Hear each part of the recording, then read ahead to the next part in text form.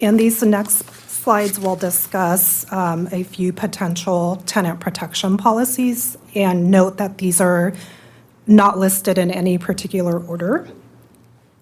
So the first policy is a just cause eviction policy. And what this would do would be to adopt a just cause eviction policy and extend 1482 provisions to require tenant relocation payments for no-fault evictions for tenants with less than 1 year of tenure. And under 1482, there is a no-fault relocation payment requirement, but it only applies to renter households who have established 12 months of tenancy.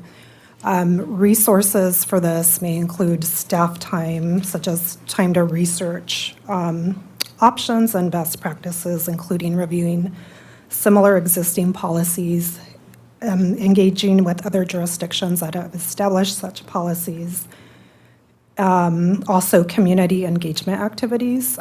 This is a very important component of all the potential policies that we'll be discussing tonight. And this would obviously include, community engagement activities to landlords and tenants and the community at large.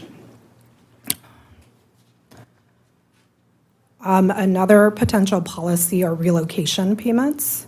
So under 1482, the relocation payment requirement is equal to 1 month's rent. But the proposed policy would be to expand the relocation payments to 3 months rather than 1 month.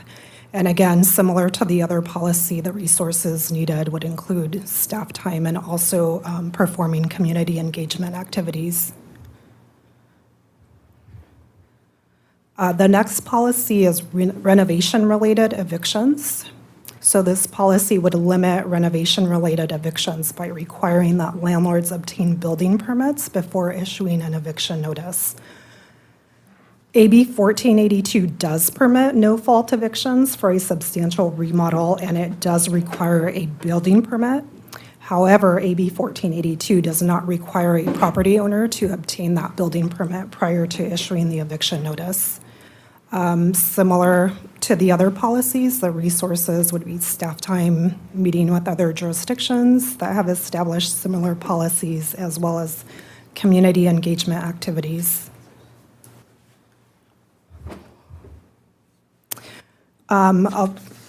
Related to the prior policy is the right to return policy. So this would establish a right to return for tenants that have been affected by renovation-related evictions at a new increased rent. AB 1482 does not require that the landlords give the tenant affected by the renovation-related evictions the right to return either at the previous rent that they were paying or at a new increased rent.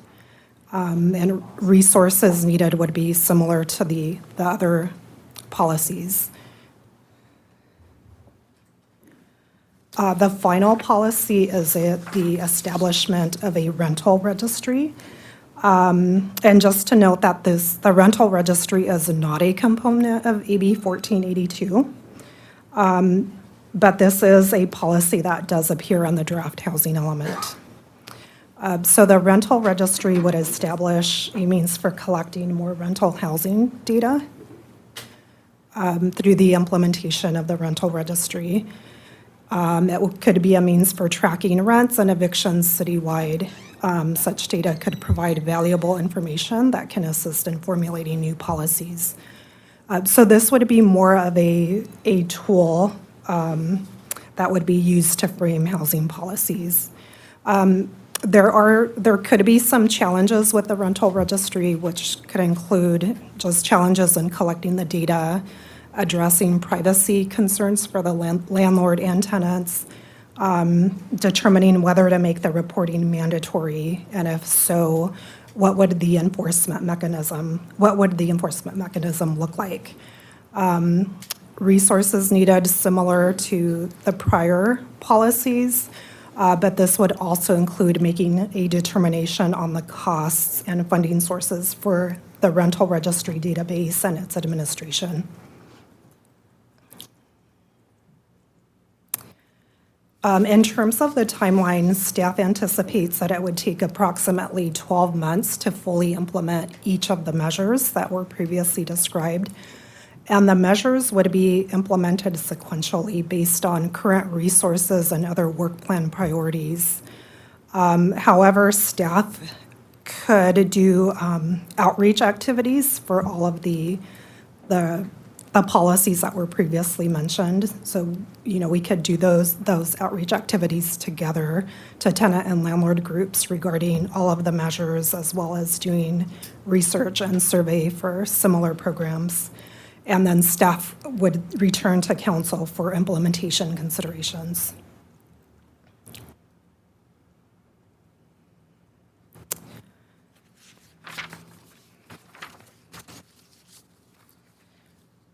And also, I wanted to note that there is a relationship to the policies that were previously mentioned to the draft 2023-2031 housing element. The draft housing element does include 3 policies that are related to tenant protections, which are H3.4, which are to expand tenant protections, H3.6 to examine a rental registry option, and 5.4.1, which is to establish tenant protections and local ordinance. And also, just to give you a quick update on where we are with the housing element, the draft was submitted to the California Department of Housing and Community Development on July 1st, and it's currently undergoing a 90-day review period, which ends on September 29th. After the review period is complete and all of the HCD comments have been addressed, we will then present that version to council for adoption prior to submitting the final version to HCD, and that is anticipated to be in late 2022.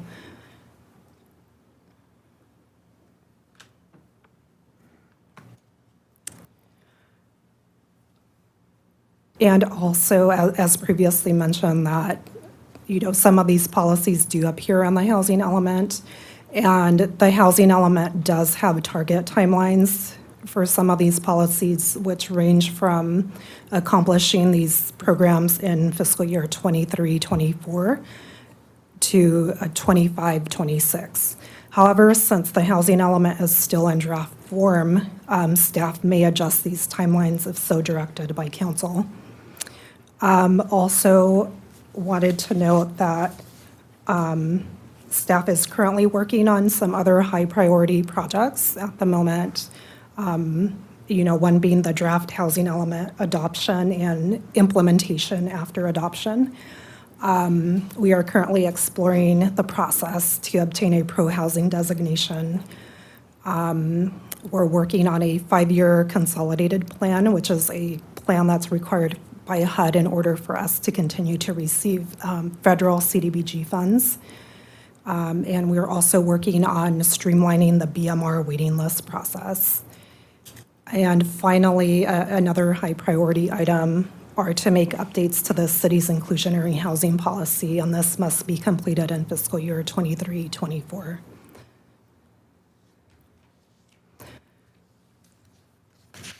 With that, we do have some questions for council that we would like to discuss tonight that appear on the screen. And the questions are, should staff begin researching tenant protection policies? If so, which ones and in what order of priority? Which work items should move down in priority to make time to prioritize AB 1482 work plan items? 3, are there any other tenant protection policies that council would direct staff to study? And 4, is there any additional direction to staff? I did want to note for the public that any post-packet comments will be available online. With that, we are happy to answer any questions that you may have. Thank you. Thank you very much, Louisa. We're going to bring it back to the staff, and you have a question. Good. Well, thank you so much for the presentation and explaining, kind of what 1482 has done. We also have 1482 in the context of moratorium, 2+ years or so of on evictions and some rental assistance that's come in through the state. So my question really is, have we compiled any data that relates to how immediate the need is for these tenant protections? As we checked in with the tenants and the landlords to see what's happening out there as far as what might be needed in terms of tenant protections and which ones we might choose or not choose. Because I didn't see anything in the staff report, and Yes, so we currently haven't collected that data, but if we are directed by council to further pursue these policies, that would be part of the research and work that we do to bring forward recommendations. that's all I had. Thank you very much. Questions? Yeah. So you mentioned that it's in our draft housing element, and also I would assume that these same tenant protections are in other draft housing elements and housing elements that have been turned in by other communities. Are we seeing any direction from the state on whether they want to see these kinds of tenant protections in housing elements right now?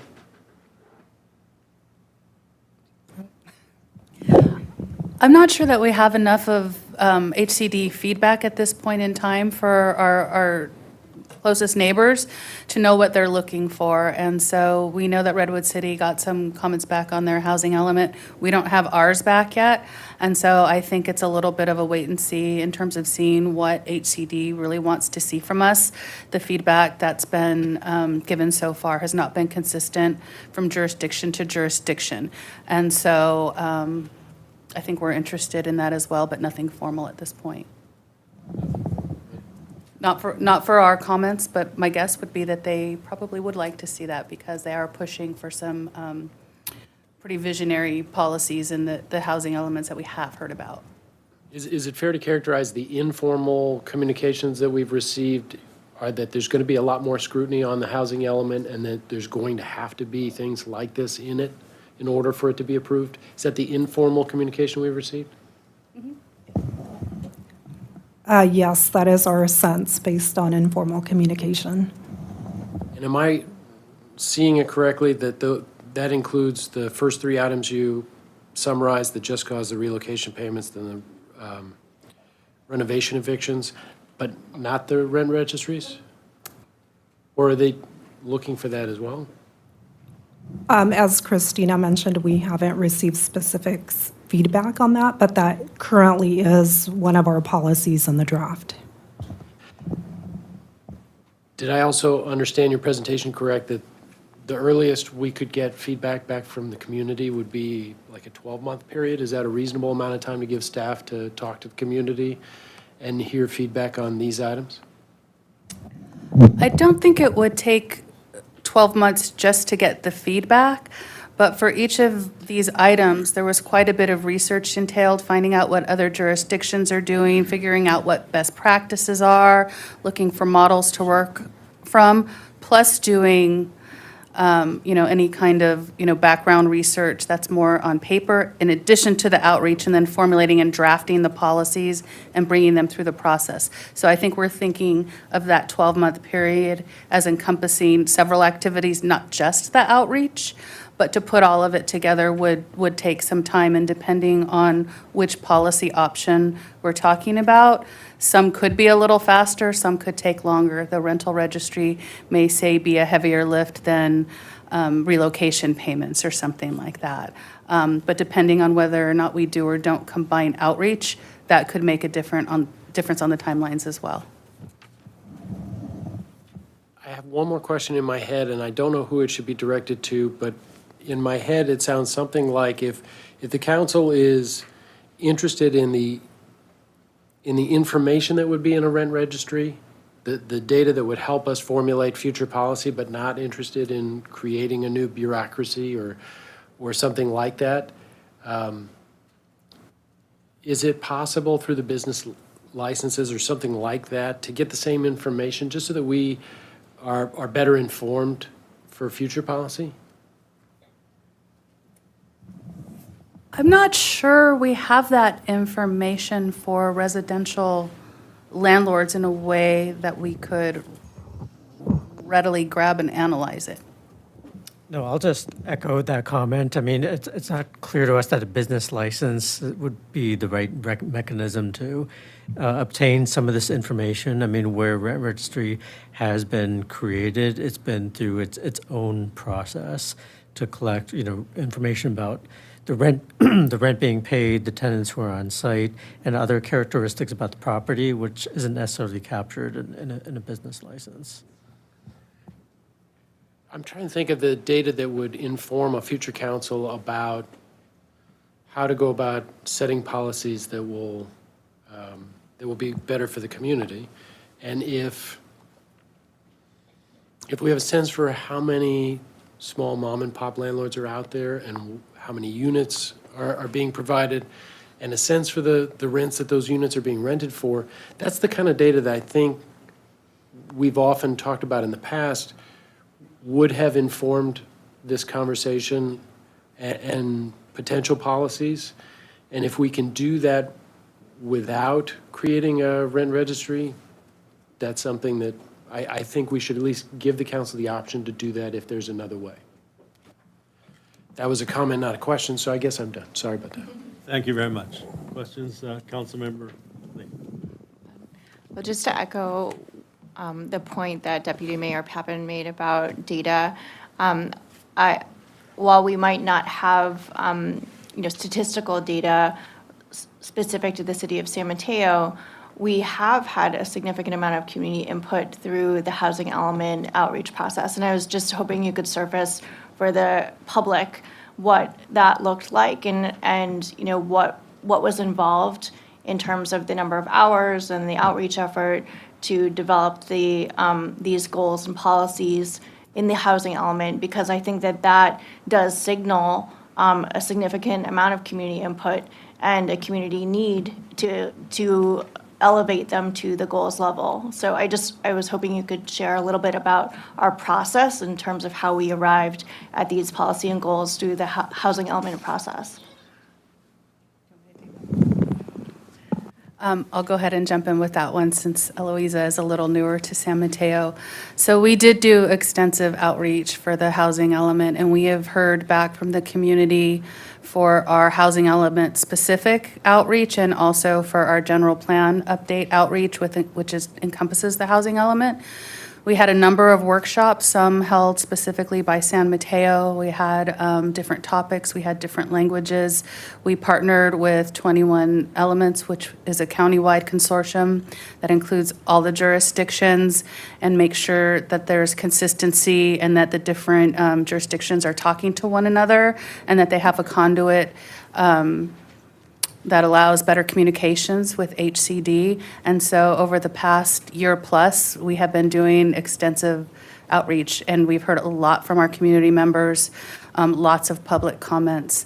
As it relates to this specifically, we haven't been tracking them in that way, but if we are directed to go back and further explore some of these items, we probably would need to go back and look at some of the feedback we've already had.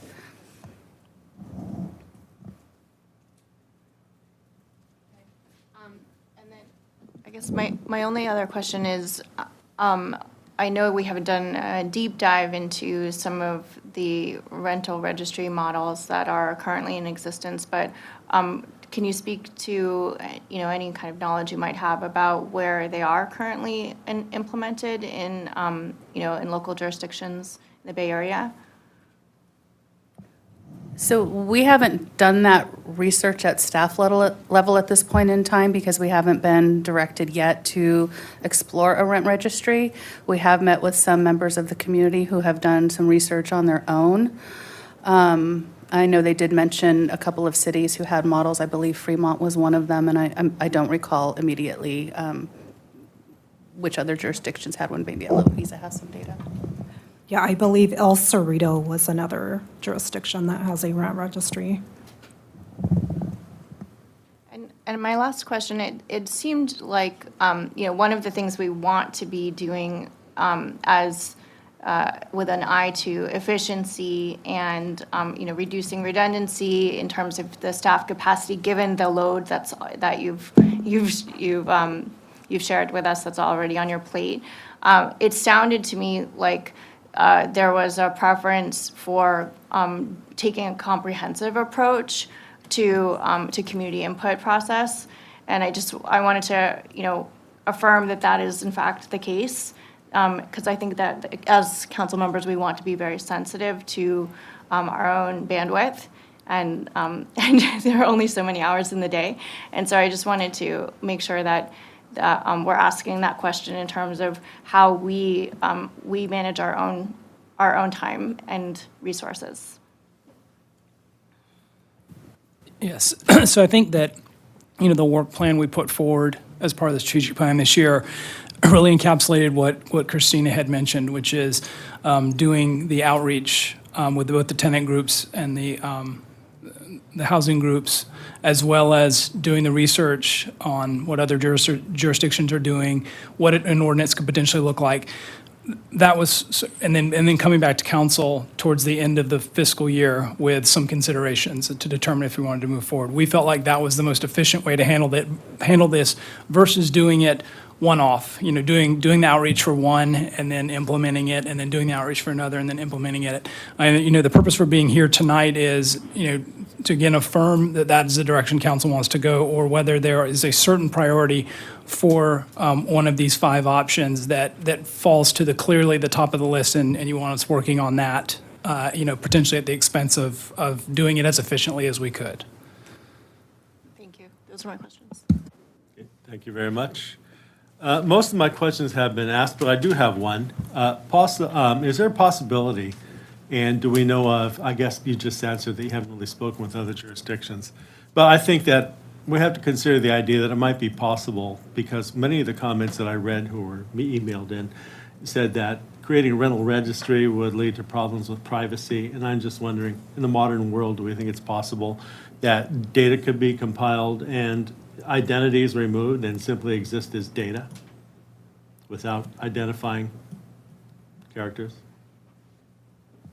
I think that's part of the research that we'd have to do to determine what information we're collecting, what information is subject to the Public Records Act request, and what could be kept private. That's, I think, correct me if I'm wrong, I think from staff perspective, the rental registry item, I think, is the heaviest lift of all of the potential items, because there's a lot of detail involved, a lot of considerations that we would have to really dig into to make sure that we do it right, and that we're protecting data that are private, but that, knowing that, some things are going to be subject to the Public Records Act request. Can I ask a follow-up? Sure, thanks. So, and I totally appreciate that any one of these things, all of them combined, are certainly a heavy lift. I guess I just want to caution us to frame something in a way before we have full information about exactly what would be entailed. And so, my understanding that there are software systems that are currently, making these registries much more achievable and easier to manage. HDL is one that I have heard of, that I understand that we actually currently contract with to manage our own short-term rental program compliance. So there are established vendors in the game. I personally don't think that we have the expertise or bandwidth in-house to even contemplate managing a rental registry. I would not support that direction, but my understanding is that these models and software systems are making this actually very feasible and at a reasonable cost also. And so I would hesitate to jump to a characterization that this is going to be a heavy lift without knowing exactly what the lift is and what solutions are out there. I guess that was a comment, not a question. It was. Sorry. Thanks. Okay, I know that we have a lot of public commenters. How many do we have, Patrice? At this time, if you're in the audience and you want to comment, please bring me your speaker slip. And on the Zoom call, if you're intending to comment, please raise your hand at this time so we can get an accurate count.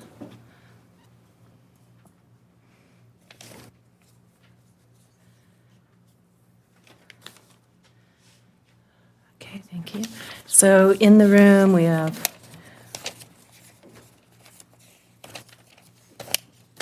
8 speakers in the room, and I have 10 speakers on the Zoom call. Okay.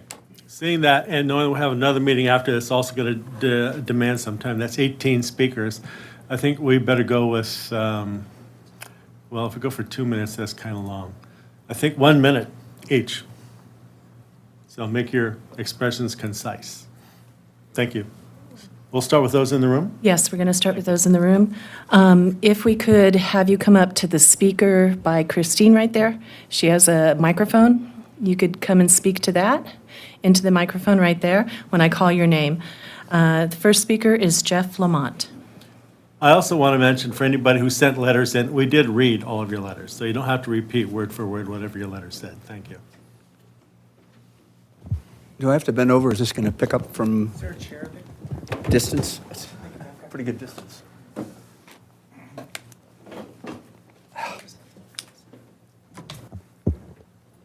Mr. Mayor, council members, my name is Jeff Lamont, and I'm a property owner here in San Mateo. And in the past, I have been a housing provider as I owned rental property in the city for a number of years.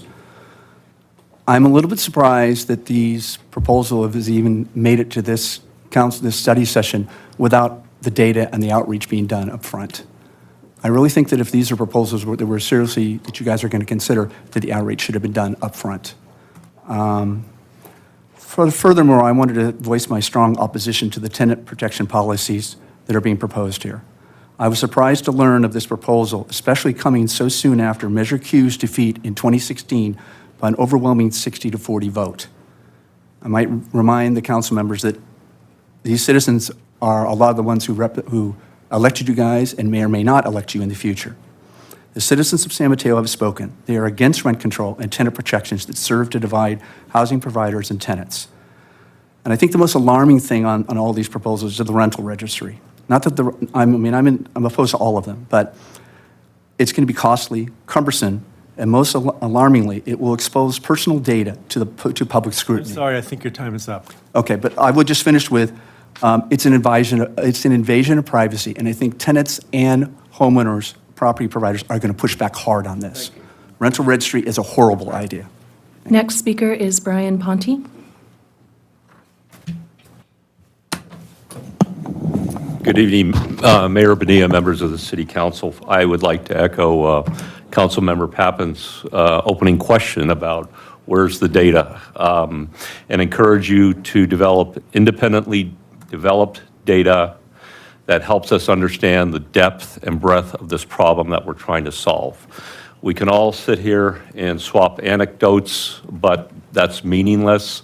You're talking about a very overreaching and invasive system that could seriously jeopardize your housing providers. So I ask you to take a step back and really examine with independently developed data what the problem is. Thank you. Thank you. Next speaker is Mitch. I'm sorry, while we have the clock stopped, I'd like to mention that we're here tonight without the data because we're going to, no decisions are being made tonight. There's going to be no vote, okay? We're simply trying to determine whether we're going to go forward with this or not. And if we do, we're going to tell staff what we think we would like them to work on in terms of gathering data, because it's a lot of work. It's time and money. So that's all. So that's why we don't have the data. Thank you very much. Please go ahead. Okay, in the room, next speaker is Mitch Spiegel, followed by Fernando Pina. So you could be ready. Hi, Council. Appreciate the time today. I'm a renter in District 5, so unlike a lot of the people who will be speaking, I actively rent. I'm a tenant, and I have a great landlord, and I see these policies as directly kind of impacting their ability to do the good work that they do to provide the housing that we enjoy. I oppose the study of these. I think that if we were going to spend our time and resources, as you pointed out, Mayor Bonilla, that it should be about proactive measures. You know, I'd love to see ADU amnesty programs. I'd love to see more housing, frankly. And I just think that if we go down this path, we're going to spend a lot of time and energy on a problem that makes it tougher for landlords to do the good work that they do. Thank you, guys. Thank you. Fernando Pina is next, followed by Elaine Gilbrecht.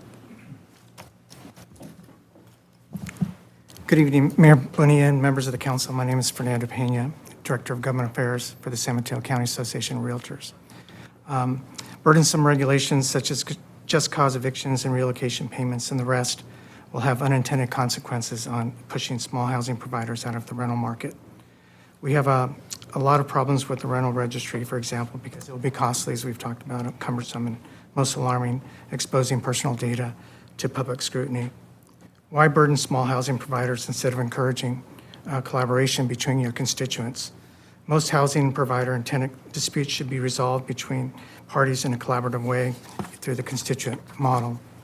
There is already a robust network of supportive services throughout the county and in the state, as well as regulations, as we mentioned, AB 1482, that addresses the concerns of tenants. We would support giving direction to staff to research what is already in place to protect tenants, not new policies. We are concerned that these policies will lead to the vilification of housing providers here in San Mateo County, just as it has in the city of Redwood City. Thank you. Sorry. Next speaker is Elaine Gilbrecht, followed by Jennifer Martinez. Hi, Mayor Bonilla and City Council, thanks for letting me speak. Many of my comments are the same as Fernando's because I'm the association executive from San Mateo County Association of Realtors. So I want to bring the point up that we'd like to see more collaboration of how tenants and landlords can solve their disputes. And also, we are aware of many programs, and we promote them for people to own real property. That's the greatest way to attain wealth. Many of the people who own real property are the mom and pop landlords who have such a good relationship between the tenants and landlords. So there are already situations in place, a robust network of support services where people can solve the problems. So I think making more regulations would cause more problems because the mom and pops would want to get out of the landlord business, sell the property, and it would create a vacuum for more institutional buyers to come who will not have the human factor with their tenants. Thank you. Next speaker is Jennifer Martinez, followed by Ramil Vijay. I'm not sure if I have that correct. Good evening. Thank you so much for taking up this subject. I have two things I want to say. First, we've been coming to this council for almost 8 years, maybe longer, and every time we come to talk about what tenants need in order to feel safe and stably housed, we come up with the question of data. We don't have it. We have anecdotes, which many of the participants today have already identified, and a rent registry, or whatever we want to call it, something that can tell us what is actually happening in the lives of our community members, 50,000 of whom are renters, is incredibly important to making good policy. So that's my first comment, and this is urgent. The second is that I was part of negotiating and writing AB 1482. So I want to speak in support of closing the loopholes with the conversations with the California Apartment Association, the California Association of Realtors. There was an intention behind that policy, which was to ensure that it was substantial renovations that would lead to the displacement or eviction of people. So there was an intention, and I think this policy or this approach only tries to meet that intention. Thank you so much. Thank you. The next speaker is Ramil Vijay, please, followed by Jordan Grimes.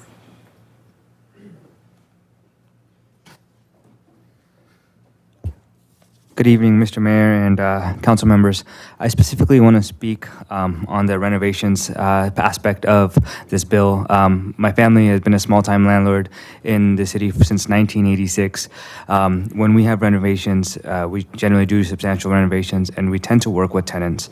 In 25 years, we have not ever displaced the tenants. We tend to line them up when we have a unit that's readily available, and we work together, and we place them in a unit that we already have, and then we go ahead and conduct the renovations. And since there is a cost of renovations, we work on a price as well. So the tenant feels good going into a property that is substantially updated, and they don't mind paying a little bit more. But that's something that the landlord and the tenant works together with. If you guys do this, I think there'd be a higher chance of more deferred maintained buildings, a lot of dilapidated buildings that just will go not maintained for several years because there's no incentive for the investor or the landlord. Thank you, guys. Thank you. Next speaker is Jordan Grimes, followed by Ann Wilson. Good evening, Council, Honorable Mayor. My name is Jordan Grimes, 19th Avenue Park, lifelong resident of San Mateo. I'm in strong support of all the options offered on the table tonight, and I want to strongly urge you to have staff study them for implementation. There's been a lot of discussion about data here. I want to say this. Lack of data is currently what a rental registry is supposed to solve. It's why it's so important. We do not have good empirical data. In fact, we have no data. We have anecdata. It's a completely different thing. We need our policies to be data-driven. That is the cornerstone of good public policy. We do not need to reinvent the wheel. Many, many jurisdictions have already implemented these policies successfully, have seen tremendous success with them, and we should, instead of doing this all ourselves, build on what they have already created. I do just want to note how important this is for the housing element, for affirmatively furthering fair housing. And in fact, tenant protections are mentioned in HCD's guidance memo on affirmatively furthering fair housing. So renters make up 48% of the population here. They need your help, and I would urge you to support them. Thank you. Thank you. And the last speaker in the room is Ann Wilson.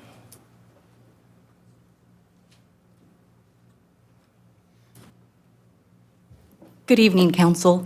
As a property owner in San Mateo, I hear everything about rental protection for the renters.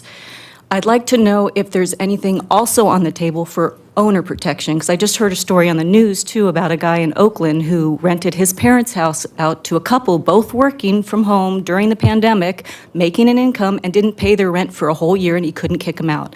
So I'd like to know if there's anything on the table for us. My tenants, hi Mitch, are very happy with me, and thank you for very much. And I'm not sure about this business license now. I mean, the duplex that I own, that was my parents since 1974, has never been asked to get a business license out for this property, and now all of a sudden I'm being asked to do it. This is something new and not completely sure about it, so I kind of like that addressed a little more. Thank you. Thank you. First speaker on the Zoom call is Maggie Trin. Maggie, please unmute yourself. Hi, my name is Maggie. I support all of the all of the tenant protections listed and would love to have staff study them, including the rental registry. I've been living in San Mateo for over 10 years and am a homeowner.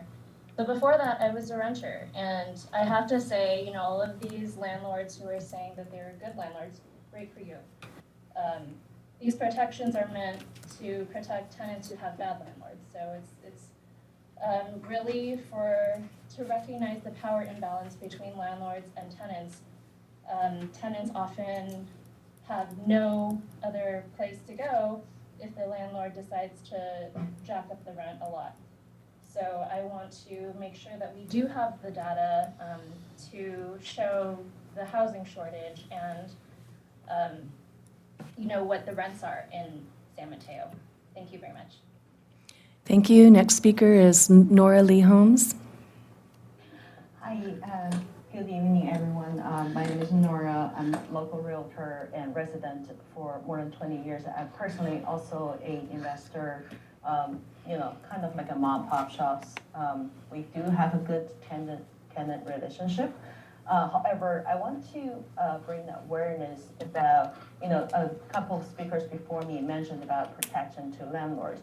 I recently helping my client to rent a property in San Mateo.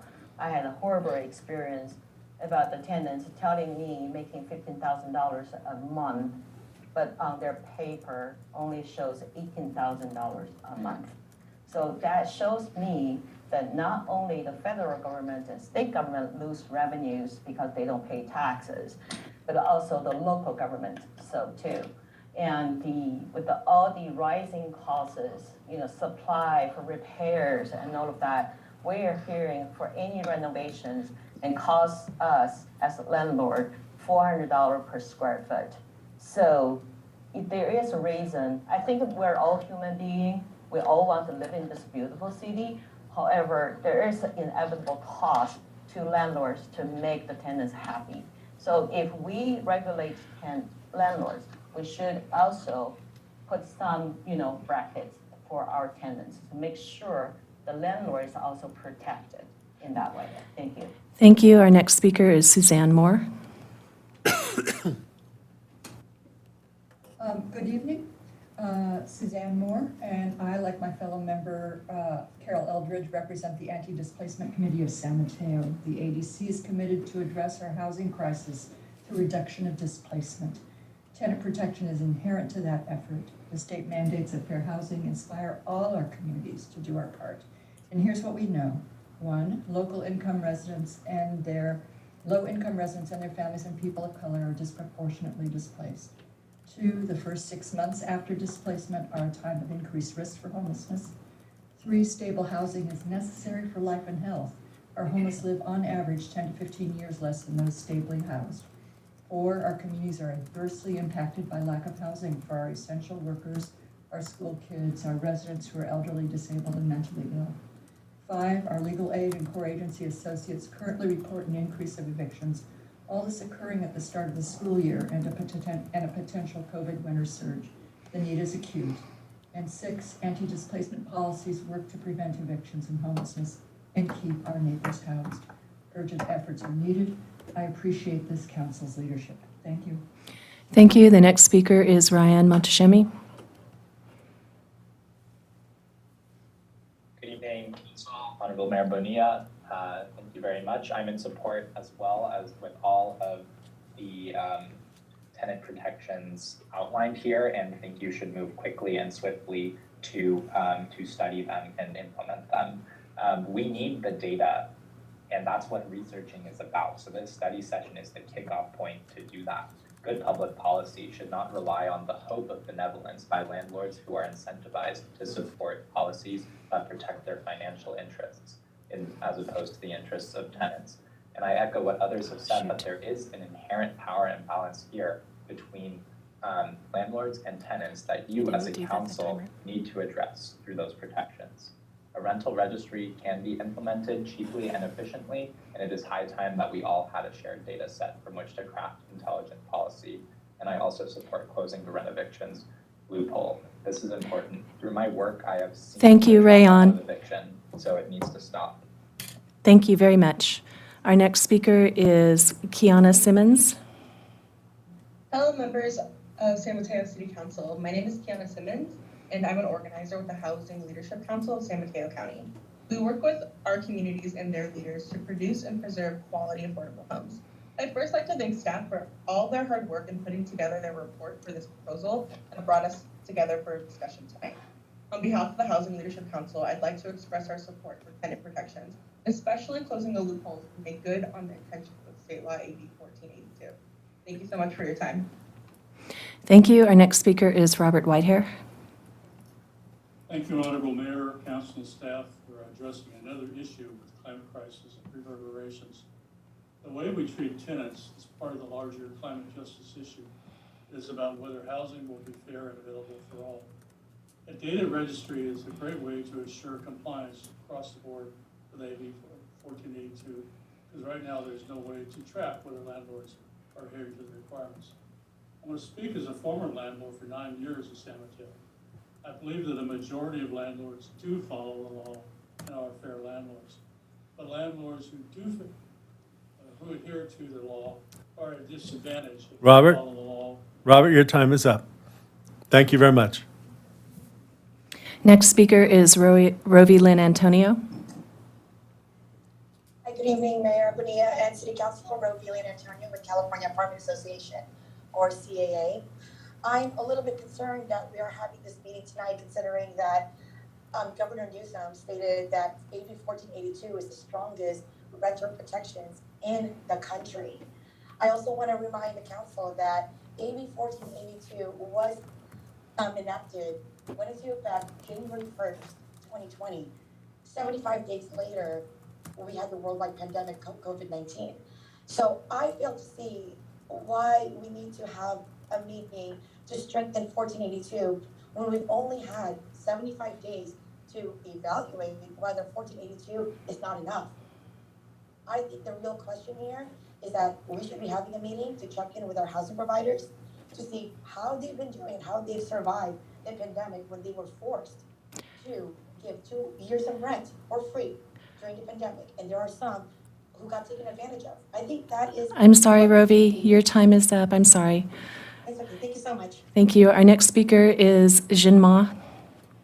Mayor Bonilla, city council members, I lived in Bradford Hillsdale neighborhood for 25 years. With all respect, the agenda to advance the policies. Could you speak up or get closer to your microphone, please? We can barely hear you. Yeah, the agenda to advance these policies should not move forward. These policies in whole will divide the community, not unite it. Just a couple of examples. Rental registry. The goal appears just to find another goal. It's a fuzzy, ordinary air, blue sky policy, where the final benefit is unknown and the harm is clear and present, presented in the slides. It faced strong opposition in all jurisdictions. As a community member, I will strongly oppose this policy if it is on the agenda.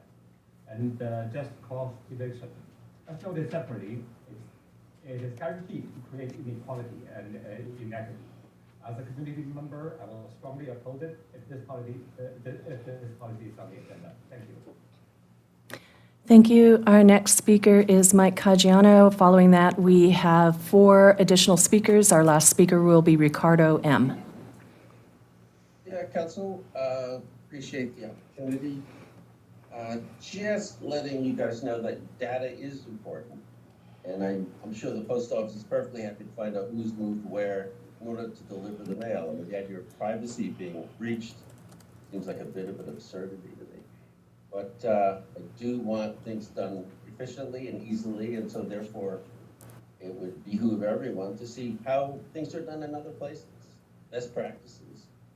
Try to make it as easy as the staff as possible to get the data they need. They definitely need data, but you're flying in the dark. And as far as the housing providers, I think they should rename themselves housing merchants, which is what they are. Thank you, Mr. Caggiano. Your time is up. Thank you. Thank you. Next speaker is Justin. Hello, I'm Justin Alley, and I'm speaking today on behalf of One San Mateo. I want to thank everyone for this meeting. So the primary policies under consideration tonight are prudent, well-tailored, and have been adopted by other cities to good effect. The impetus to improve our safety net for renters only grows by the day. In the wake of lapsing COVID evictions moratoria, we know that evictions have been spiking. We know this from the Community Legal Services of East Palo Alto. So the need for improving the safety net, as I said, grows. Focusing for the rest of my comments on the renovictions aspect, we know, between the passage of AB 1482 and the evictions moratoria, that evictions for spurious substantial remodels constitute a majority here in San Mateo. We know that from data from Legal Aid. And so, I'd also point out that items 2, 3, and 4 in the staff report basically fall under that same category of closing the renovictions loophole. Justin, your time is up. Okay. Thank you. Next speaker is Sarah Fields. Hi, good evening, Council. Sarah Fields here, renter in 19th Avenue Park. I just really want to reiterate the need for this rental registry. We all know that good policy comes from the data and the information that we all need to have to make informed decisions. One piece of data that we do have is that 48% of the city rents, it's basically half for rounding up. And anything that involves half the city should be taken seriously and thoughtfully, and that's what this is really about. So I encourage this next step and to continue to listen to all San Mateans on the issue. Thank you. Thank you. The next speaker is Cameron Gilbert. Hi, thank you very much, Mayor, council members. I'm lucky enough to be a homeowner in Shoreview, and I'm calling in because I think all the policies under consideration are common sense, great policies that would afford a modicum of safety to folks who are renting, as I was not that long ago. So that, in fact, I would even hope that at some point in the future, the council could go further and establish a right to counsel in eviction cases, because even though I've even rented my room out in the past, I still think it's a great policy, and I think that the overhead for landlords is not nearly proportionate to the benefit it provides tenants. And I would encourage the speedy adoption of all of these policies. Thank you very much, Mr. Gilbert. And our last speaker is Vikas Machuri. Hi, thank you so much. My name is Vikas Machuri, and I live in Baywood, and I'm a renter there, near Aragon. And I just want to express my strong support for all of the policies that are shared here. These policies are all based in evidence. They have been implemented in a number of other cities to great success. The availability of data is particularly important so that we can better respond to evictions that are happening unjustly. And the right to return after renovations has recently been passed in Redwood City, and the council members and staff there have been extremely supportive of that policy. I think we can learn from them and other cities in recognizing how successful these kinds of policies are for supporting the folks in our community who have the least access to resources. Thank you. Thank you, Mr. Mayor. That is our last speaker. Thank you very much, Madam Clerk. And now we bring it back to the council. Mr. Mayor? Yes, please. If I can just be heard on the data issue, seeing how I was the one to use the word. I'm glad to hear that so many folks want to create policy based upon data. And I think we as a city, that's what we should be doing when we're charging staff with city resources to create whatever ordinance we may come up with creating. So, but I just want to be clear that when I spoke about data, I was really focused on to make sure that there is a need for whatever path we go down. As I mentioned earlier, we are coming off of unprecedented times of tenant protections. We now have rent control, which we didn't have before. We now have just cause eviction, which was negotiated at the state. We didn't have that before. We're coming off of 2+ years of an eviction moratorium, and we're coming,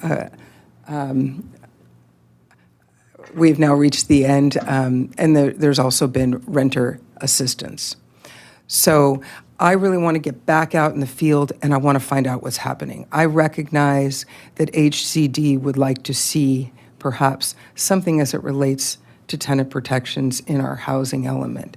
But I also want to be very conscious that we adopt policies to address what's happening out there. And so when I talk about data, and it may mean different things to different people, I just want to be clear about what I was after. And that is, I want to know what's going on out there, especially now after we have all those 4 items. And where are we? Are we having this volume of evictions? They might have increased, I will concede, probably after the moratorium. But is it a volume the likes of which we've never seen? Is it something reasonable, not reasonable? I don't know. And I don't know how we'll find that out. But as we go forward, that's kind of where I was coming from as to what and how we decide which policy to pursue. Because this report, albeit very informative, didn't tell me what's happening out there. So I'm not too sure which one to pick. So that's it where I am for now. Maybe we'll hear from others and they'll have some other insight. That's where I'm coming from. Mr. Mayor? Thank you. Please go ahead. So I want to thank and I appreciate all the eloquent contributions to this conversation from the people who spoke tonight. I'm very proud of the many great local landlords that we have, and I know many of them personally. We've seen from things that have come before the city council that not all of our landlords are great landlords, and so we've had issues that we had to deal with. these protections are far less impactful than the things that we've seen over the last few years. I agree 100% with Councilmember Pappen about the unprecedented times that we've seen over the last couple of years in terms of renter protections. It's been a very interesting couple of years, and it's going to take a few years to see all of the impact of that. But it is very clear that HCD wants this in our housing element, and the housing element is one of the duties of the council. We have to get our housing element approved. It's an important piece. Whatever HCD needs to see in there and how they're communicating it to us, both formally and informally, doesn't seem to be entirely fleshed out yet. It will be over the next few months, but right now, we're getting clear communication that they want to see things like that in there for now. And so I feel comfortable sending staff, requesting staff to bring us a reasonable snapshot of what is happening in the community post-pandemic. Are we seeing the kinds of evictions that would justify making these kinds of protections? Are there other ways of getting the kinds of data that we want to see in order to inform policies in the future? So that's the reason that I think we need to stay on this track and request staff to have this conversation with the community and to collect some of this data and come back to us at some point next year. It's an important part of what we do, the housing element, and has a pretty important relationship with the general plan and everything else. I want to echo something that Elaine Gilbride said, which is that the mom and pop landlords play such a critical role in our community, and they probably provide a much better, warmer experience for tenants in how they treat people very humanely and compassionately. And I'd like to see data on how that compares to perhaps the other landlords that we have. So I would like to see more data. I would like to see a snapshot from staff on what's going on out there. For the moment, I don't think that we can justify eliminating any of these things until we move forward, collect more data, have further conversations with HCD regarding the housing element and our application. Those are my comments.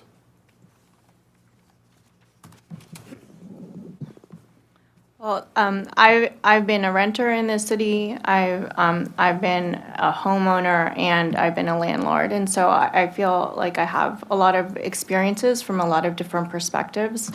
And I heard some questions out there in terms of, how can we achieve a balance and what are the ways that we can support both sides of the equation. And I also heard a question that I thought might be helpful just to kind of bring up an answer in this meeting about the business license tax and how, or the business license registration and how, why this was implemented now. Just so that, because I think it's part of the conversation in some ways here, it's related. And so I was going to ask our city attorney or city manager just to answer the question that was raised in terms of why are we seeing this now? Yeah, go ahead. Thanks. Sure. Yeah. So our business tax certificate ordinance applies to anyone who is doing business in the city, and that's defined as anyone who is taking part in activities that are generating income. So it doesn't matter if you are a corporation or an LLC or a sole proprietor. It doesn't matter. It's, are you working for the purpose of earning income? And if you are, you're subject to the business license tax. So how this came about was several years ago, we brought on a new provider to do business license compliance services for us. And as a result of that, they pointed out to us that they believed that we were misapplying our ordinance by not applying it to both commercial and residential lessors. So we had them undertake an audit. We started with the commercial properties. That audit concluded at the end of 2021, and we began implementing with the commercial lessors and having them pay the business license tax. at that point, in early 2022, we undertook the audit with residential landlords, got the results, and at the beginning of the year, beginning of the fiscal year, July 1st, when the eviction moratorium had run its course, we began the implementation process with the residential landlords. This is a situation where it is a tax, it is in the ordinance. We learned that we were not compliant, and we corrected for it. And so that's where we are. Well, I think it's helpful to share that because the timing does, is odd. I mean, I've been a landlord for over a decade, and it was news to me as well. So I think it's caught a lot of people by surprise. I think one of the most important data points that we have is county level data about the homelessness rate, and we know for a fact that that across the entire county we are seeing a sharp increase in homelessness. So the difference between 2019, which was 1,500 and some change, and 2020 is we're up to almost 2,000 San Mateo County residents that are now homeless and unhoused. So there is definitely data about the housing crisis and how it impacts all of San Mateans and all the residents in this county. I really do put a lot of trust and faith in the thousands of hours, staff hours, and community input hours that have gone into developing the outreach and the culmination of these housing goals. So I feel that we are operating with a very strong basis of community input already, who have surfaced these housing goal policies, as well as the input that we're getting from HDC about needing to affirmatively further fair housing as a requirement to be certified. And the potential of not being certified would be catastrophic for the city. So I would agree that I think it makes sense to take a comprehensive approach. This is the decision point here is let's find out more, right? What does the community need? That's how I think we should be treating this, is opening ourselves up to the conversation. And I can't let this point go that it is a conundrum to say that we need data, but at the same time take a position against a rental registry that would provide the data that we are looking for to justify good policy. So I can't help but call out that contradiction, and I think that we all need to get on the same page about working with a clear set of facts. We have an obligation to the city and to every resident to work with full information, and that's what I think this effort is about. Okay, thank you. I want to mention first that as a city council, we all swear an oath of office. And that oath of office says that we swear to protect and defend the health, safety, and well-being of all the residents of the city of San Mateo. So I want to go back to 2016 because that was brought up. I didn't really see the relevancy, but I think now I do. It points out that even at that time, when of course that measure, which was put on the ballot by the public, by members of the public, failed, but it does point out that it was brought up and it was a major issue at that time because entire apartment buildings were being emptied out so that the building could be somewhat renovated. There weren't always major renovations. Quite often it was paint, carpet, some landscape touch-ups, and then the rent in some cases was doubled. And that drew alarm, and that was what caused that measure to be put on the ballot by the members of the public. So my point is that has not gone away. It's displacement. The rent burdened issue, we have renters here who are paying 50% of their income on rent, to the exclusion of other things that people need, like quality food, like medications and health care. So there is some reality to this, and people want to know how much reality is there. So I did contact somebody today at the Legal Aid Society of San Mateo County, Maria what's that name? Let me look at that. Glasses, please. Chatterjee, with some countywide, and this is unlawful detainers that have been filed in the county, February 24, March 29, April 20, May 39, June 30, July, 41. August through the 15th, 20 already. So what we know is that when you see these kind of numbers, that represents the tip of the iceberg. These are the cases that actually went and cases were filed. Most tenants just leave, right? And landlords and tenants, whatever, somehow something happens. They don't all go to court. We know that. So there's some reality to this, and that's countywide. Like I say, we don't know about the city of San Mateo in particular, but it points out that there is an issue. You mentioned that in terms of, and I want to look at these issues, just cause eviction policy. Yes, the state did enact that through AB 1482, but the loophole exists that it's not good enough to just say, well, we're doing substantial renovations without taking out a permit, which would justify the fact that substantial renovations are actually being done. Substantial renovations should need to be substantiated. And unless they are, then we don't know. And this could be what, unfortunately, we have seen in the past. And I understand there are plenty of good landlords around. We know that. We're looking at the cases, unfortunately, the cases that come to the council are with landlords who commit egregious offenses. And we've seen some really bad things.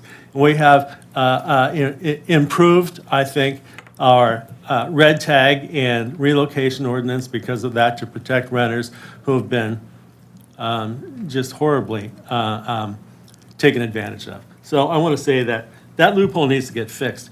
Relocation payments, 1 month is not enough. I'm sorry, especially if they've been paying lower rents in a building that's now going to be renovated and then rented out for more. And that's beside the point. But if you pay 1 month of whatever the lower rent was in this housing atmosphere, it doesn't go anywhere. Nobody can afford to relocate with 1 month's worth of rent. Renovation-related evictions, I think I just covered. The right to return policy is really fair. It just says, you know, if they want to pay the new rent, they can come back. I just don't see what the problem, they live there, they work there, the kids go to school there, they go to church there, they have their community there. I think it's a fair thing to request and something that we should be able to work out. And I'm going to talk about compromise before I'm finished here. Rental registry. I understand the concerns about privacy. And like I said, I think we should strive to find a way where privacy can be protected. But I think we cannot do any of this without the data. Data is just the way the world works now. We need data so that we're able to tell what's going on and be able to act accordingly. Finally, I want to talk about the discussion that I heard about, well, you know, renters have had unprecedented protections over the last couple of years. And it's true, they had help, they're protected, but that doesn't mean the pendulum should swing all the way back the other way. We need to find a place where we have some balance, where we're all respecting each other and where people's needs are being met. Families who are rent burdened and, like I said, can't afford these basics, it's known, they have negative health impacts as a result of not being able to meet their healthcare needs. Children grow up living in those kind of houses with negative impacts that last the rest of their lives. This is something that we really shouldn't wish or allow upon anyone. And so I support asking staff to go forth and look at this. And I wanted to ask, you mentioned when you were asking about cities that have rental registries, El Cerrito and one other city you mentioned? I mentioned Fremont, and after I responded, I also remembered, I believe the city of Concord was the Concord also, that's what I was going to mention. So this is not something that's undone. The wheel has been invented. We don't know to what degree, what the quality is. We want to find these things out. We need to find a way, though, to compromise, because that is the way the world works. I wrote back to several of the letter writers today who wrote letters of comment on this, saying, I understand your concerns, but I look forward to meeting with you and trying to find a way that we can work together, to find some middle ground, to work this out. Because simply saying no is not going to work. Thank you all. Did you hear everything you need to hear, or do we have more we need to address?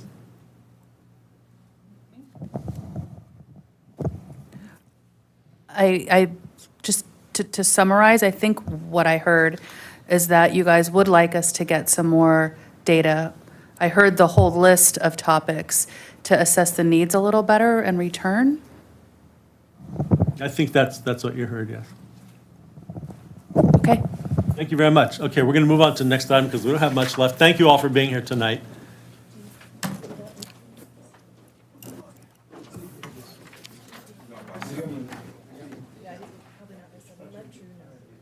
That'll be done by 7. I think you can talk. Are you asked about the next item? Am I interrupting? Yeah, it's the way. Do you think we can do it? I think we can do it. Evan, what do you think? No?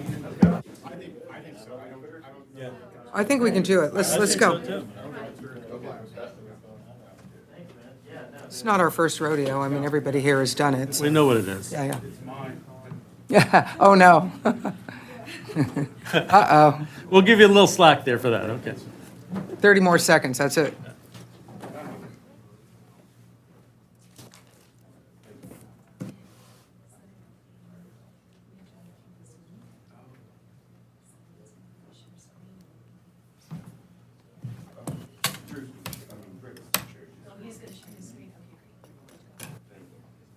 Hi, you all. My name is Jack Johnson. I am the city's new waste management supervisor. I come to you all from the county's Office of Sustainability, where I led the edible food recovery program. Excuse me. But perhaps since we don't have much time, I'm going to move on. In a study session in May of 2021, Council started a process to bring solid waste rates into alignment with the costs of service. We are here tonight to update you and get direction as to how you'd like to proceed. As with last year, we again have Rick Simonson, Senior Vice President of HF&H Consultants, and Gabe Sasser, Senior Associate, here to lead us through Zoom through the process and supply the background and advice. We contract with HF&H to advise us on setting our rates for organics and recycling diversion and landfill disposal. Last year, Council chose to increase rates for 1 year using a mix of reserves and rate increases, and directed staff to come back this year to consider a longer period between 3 and 5 years. To provide some context, in 2006, the city was out of compliance, and you began a process of getting into compliance, which is required under Proposition 218. The current target is a statewide diversion rate of 75% by 2025, with a near total ban on organics being landfilled. This is to reduce our production of methane. I'm going to turn it over to HF&H for their presentation, after which staff will turn it over to council for discussion and to seek direction. Thank you. Good evening. This is Rick Simonson, Senior Vice President with HF&H. Can you hear me okay? Yes. Excellent. Thank you so much. So I pulled up the slides first to go over tonight's agenda. What are the goals of tonight's study session? I know we don't have too much time, so we'll move things quickly. We're here just to present some preliminary results and get some feedback. We're not looking for specific action on adopting any rates here tonight. First, the goals for the study session is to preview our preliminary results for a 5-year rate revenue adjustment plan. As Jack mentioned, there's a maximum of 5 years of rates you can adopt at any one time. We'll have different options for adopting anywhere from 1 through 5 years of rates, and how those rates through a cost of service analysis may impact your different customer classes, and the actual monthly impacts the different levels of service may see under these preliminary results. And then we'd like to get your feedback, answer any questions you may have. So the first step is to understand the expenses that need to get covered. For those that may not be aware, Recology is responsible for collection within the city through a franchise agreement with the city. They do submit an application for compensation every June 15th for the next year. So this past June 15th, they submitted their compensation application to the South Bayside Waste Management Authority. That's the JPA of 10 member agencies, for which the city is one of those 10. So the SBWMA is currently reviewing that application and should have their final results on whether this is the appropriate compensation for Recology at their September meeting. Typically, there's not too many major adjustments to what they have requested. So currently, they're requesting $15.8 million, and the franchise agreement lays out how that's calculated each year based on indices fuel increases, labor increases, so it's very mathematical. So we don't see it changing much from this 15.8 TIF at all. The next category of costs are once Recology collects the materials from your residents and businesses, they deliver it to the Shorewave facility owned by the SBWMA. So your organics, recyclables, and solid waste is tipped there at that facility, and the various material types are either processed there on site or delivered elsewhere, like landfill at Ox Mountain, or organic materials are transferred and processed at another site at Newbie Island in Milpitas. So that's a central location that Recology, when they're done collecting on the city streets, delivered to the Shorewave facility, and costs associated with that are based on your volumes of tons that are expected and the tip fees set by the SBWMA, and that's estimated to be $8.2 million for this forthcoming year. And lastly, there are city expenses that are covered with the rates, costs that are tracked by the city for expenses such as street cleaning or installing trash capture devices, various solid waste programs, and outreach to residents, and that's another $5 million. So all told, the rates need to generate $29 million. So the next step is to understand what your current rates will generate. And based on year-to-date actuals through June and annualizing those costs, we're projecting about a 7.6% increase in your revenues in 2022. So if you kept the rates the same in 2023, we would expect to see about $27.8 million in revenues. And the increases in revenues are not a surprise. Last year, a 5% overall increase was adopted, something greater for single families. So that's why we see about a 12% increase in their revenues, and about 5.6 and 5.9% increase in your commercial, multifamily, and roll-off rate revenue. So we're not surprised to see this bump at your current rates. In addition, there are some non-rate revenues that I should mention. The city can go out for grants, of which they've been successful in the past year. So anywhere from about $500,000 to $1.1 million in non-rate revenues are also available to help pay for these costs. So we pull all that together when we set out to understand what type of revenue increase you need. So this is a little busy slide, but the intent here is to look at if we don't change rates, how will revenues fare compared to expenses? So the stacked bar represents your expenses that are increasing over time based on inflationary increases. The solid black line represents total revenue at current rates. See a slight decrease there because we don't project as much grant and other non-rate revenues coming in to be on the safe side. So you do see revenues exceeding expenses. What we're also showing on this graph with this blue and red line is you do have reserves in your solid waste fund to help mitigate any drastic shortfalls or monies needed for emergencies. So that's depicted with the red line. If we do nothing, your current balance of about $9.6 million of reserves would be quickly depleted, and by 2027 there would be no reserves left. So we do know some sort of revenue increase is necessary over the next 5 years. And I'll just mention that solid blue line there that's 12.5% of your total expenses, which is a good target to keep your reserves above that line. So that's what that blue line is representing. So we're looking at some sort of increase over the next 5 years. So there's a couple strategies as we employed last year. Either, let me start with the first, you can just increase rates and not touch reserves. Or you can only use reserves and not touch rates, or a combination of the two. And last year, the council, for the 1 year increase, it was a combination of 1 and 2, and that's what we're recommending again this year. Some sort of increase, but also dipping into reserves to help mitigate the impact of that increase. So we're put together 2 scenarios here on what that would mean to your reserves. So the first scenario really is if you just touch rates. We'd be looking at 3% revenue increases over the next 5 years to keep that red line, which represents your reserve balance, pretty even over the next 5 years.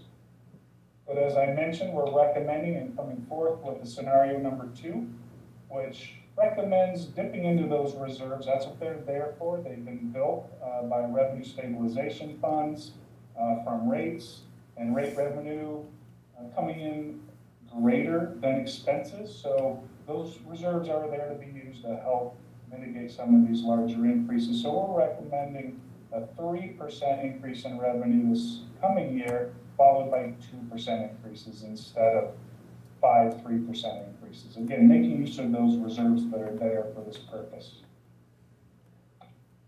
So once we've identified, we've gone through steps 1 through 3, which is identifying the revenue requirement, which are the expenses, your revenues, and then building a strategy for bridging that shortfall. The last step here is just because we need a 3% increase doesn't mean every rate just increases by 3%. We need to design the rates to make sure we generate the necessary revenue, but it's also based on the cost of service by customer class and specific service level.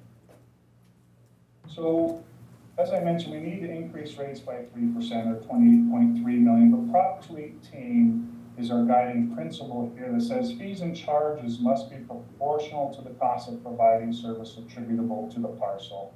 So we need to look at what the costs are for each of the different service levels and not just apply a 3% increase to every rate. So there's 2 phases involved. First is looking at each customer class. So you currently have 3 customer classes: residential that receive 3 carts and they're serviced each week. And then you have multifamily and commercial that has a wide range of services that can be provided, be they in carts or bins of various sizes, and they can be collected anywhere from 1 to 7 days per week. Once we get through phase 1 with customer class, within each of those classes, we need to make sure each service level pays for itself. For example, residents can choose from a 20-gallon container up to a 96-gallon container. So we need to make sure each of those rates represent the cost of service. So we need to dig a little deeper. So what we did, through analyzing recology's costs and looking at the various trucks that go down the road and their costs to operate those routes that are specific to your single-family customer class, or the trucks that are different and being used for the commercial and multifamily collection, we allocated the costs, and that's what we call the 2023 cost of service. And what we notice when we compare that to revenue at current rates is that the single-family revenue is not meeting the 2023 cost of service by about $5.8 million.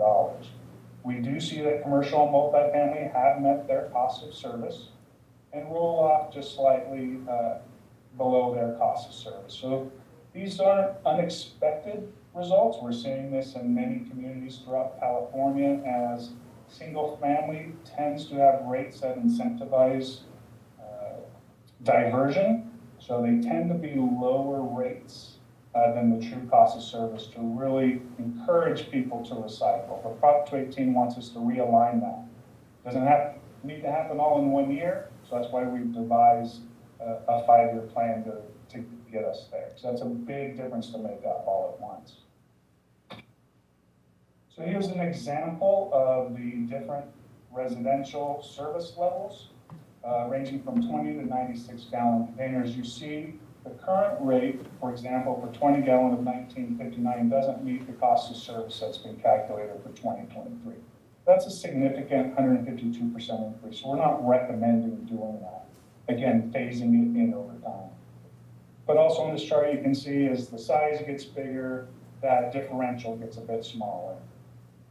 And this is something we saw last year. And council decided to begin that transition of trying to align those costs last year. And the 20-gallon container needed a 199% increase last year. That's been cut by about a quarter. And the 32-gallon about 112%. So we've made strides. So we're still working on a plan and getting there over time.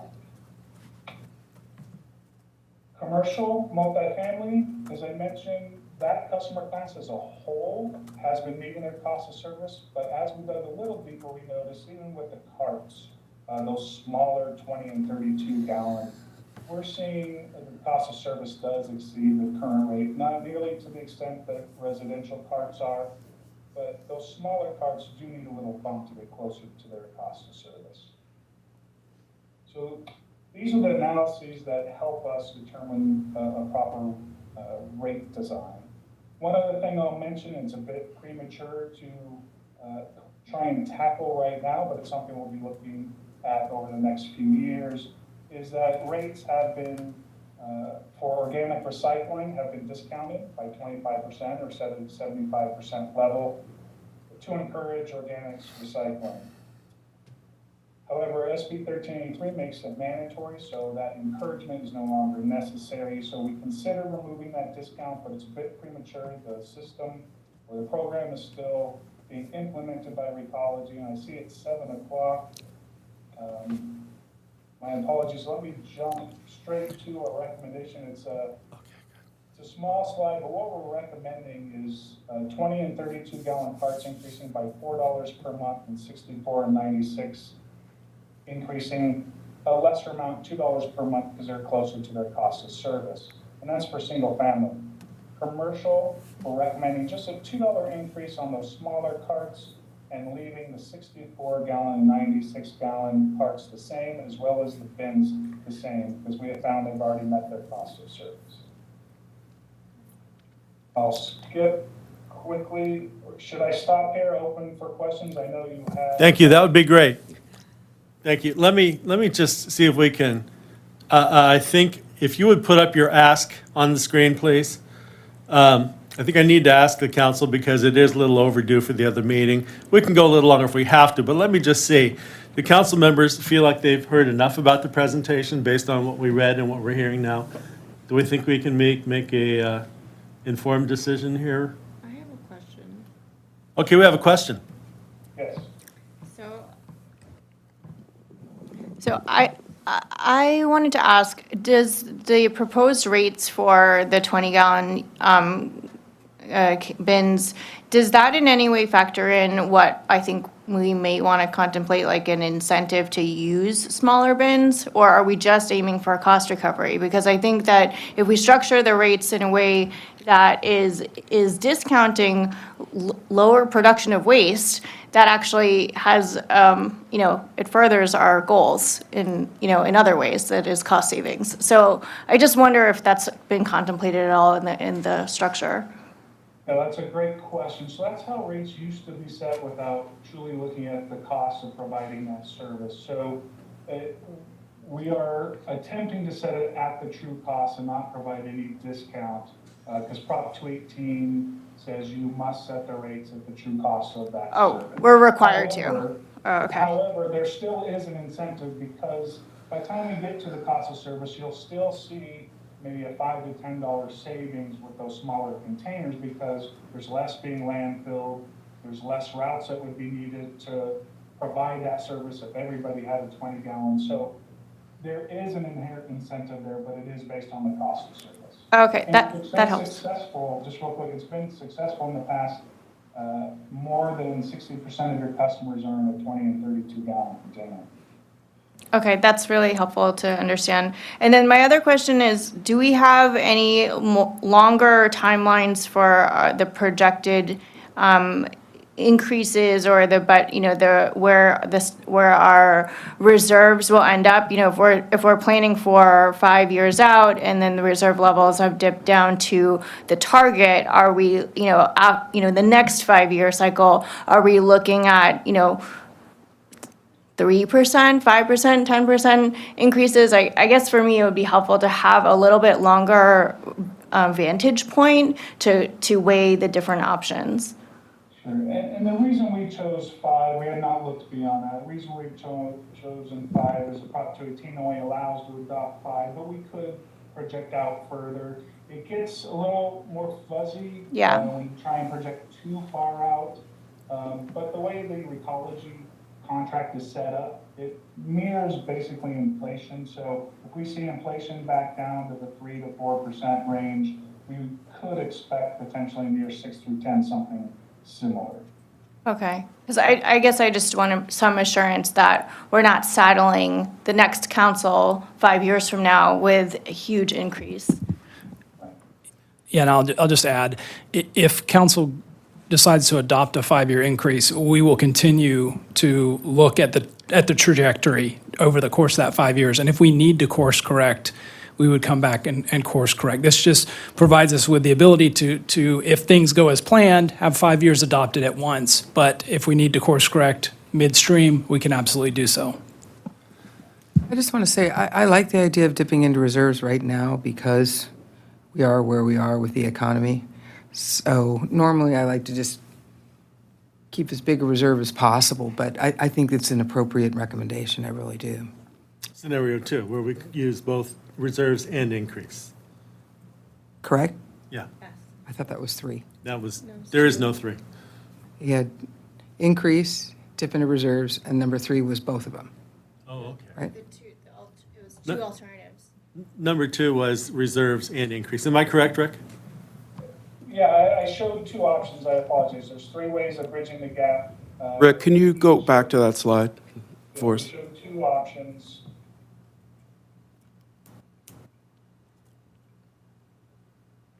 With only increasing rates would be 3% annual increases, and then we showed a hybrid of increasing rates and dipping into reserves, which is scenario 2, which is a 2% increase. And what's the percentage of increases in that scenario? It's 3% for 2023 and 2% thereafter. Okay. Thank you. Rick, in making these recommendations, did you have access to tens of thousands of household information from City of San Mateo residents and what kind of card they have and what type of account they have and how much they pay for that size card? Yeah, we have customer service level information, so just has been identified not by address or name, but who has what size cart or bin and how often it's collected, so we can build up the revenues and allocate costs according to service levels. For how many years? We use the most current count because it's a point in time, so this was this first quarter of this year. Thanks, Rick. Okay, so unless, no more questions, we're going to go to public comment quickly. Madam Clerk, do we have any? I have no hands raised. Okay, seeing no public comment, we'll close the public comment period, bring it back for final comments here. I would go, I know you're not looking for a vote, but I'm leaning towards the combination of reserves and lesser increases over time. Me too. As do I, yeah, right. I want to caution, there was some discussion about further working to influence people to migrate to the smallest container. There are some people who will take the smallest container and fill it up, and then fill up half the blue one with the same stuff they put in the black one. So we have to be careful and watch that. And it At the generates less collection revenue, center, We're too. talking about the possibility, in fact, I think we may have implemented a separate sorting ability inside of the tipping floor where the garbage goes, so that we can separate additional recyclables from the garbage and vice versa. So, To Rick's point, we want everyone to get the largest can and put nothing in it. yeah. Just, all I want to say is, I look forward to educational outreach so that people understand what goes in each one, because I see a lot of neighbors with huge amounts of styrofoam, which isn't recyclable by us at all. And yes, thank you. What kind of time frame would you like? 3 years, 5 years? A 5-year. Thank you. Okay, well then, I think it sounds like we have, thank you very much. We'll adjourn We this have to do it meeting. every year, You regardless. need 5 minutes? Yes. Okay.